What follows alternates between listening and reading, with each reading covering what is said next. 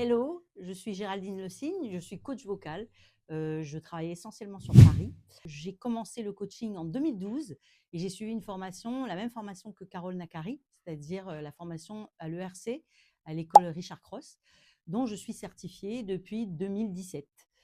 Entre-temps, j'ai eu la chance de pouvoir coacher des élèves qui ont passé les castings pour The Voice et dont certains ont pu aller jusqu'à les quarts de finale. C'est l'Humannet pour ce qui est de l'adulte qui a été à The Voice. C'était, je crois, en 2023 et à The Voice Kids qui a pu aller jusqu'à la finale.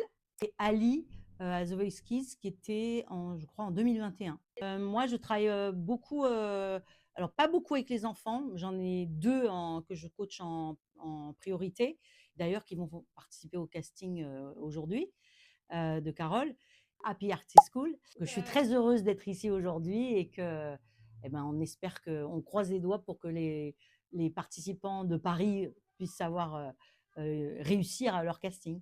Mais on leur fait confiance, on pense qu'il n'y aura aucun problème. Et mon activité, c'est que j'ai travaillé beaucoup aussi en groupe, dans la dynamique du groupe. J'aime bien travailler avec des chorales. Et donc, j'ai mis en place des chorales sur Paris qui ont évolué assez rapidement et qui ont fait leurs preuves. En tout cas, on a fait pas mal de spectacles qui ont bien fonctionné. Je suis aussi chanteuse. J'ai travaillé comme choriste pour des personnes comme Yannick Noah. J'ai fait aussi des chœurs pour Michel Fugain, pour Cassave.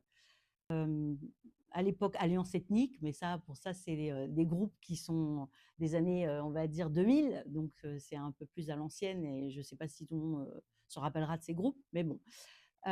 Et quoi d'autre? Et j'ai fait après mon propre parcours de chanteuse.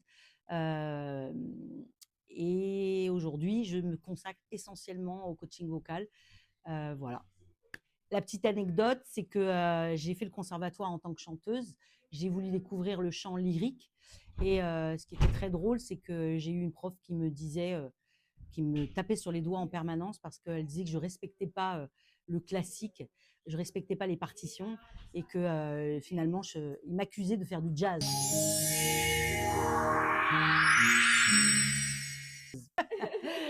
Et Carole, surtout une très bonne amie. Je pense à Carole la fofolle. Et maintenant est une personne qui est très dynamique et qui amène vraiment beaucoup de choses positives au coaching vocal et comme des coachs comme on aimerait en voir plus aujourd'hui. Et part qu'elle est super comme coach.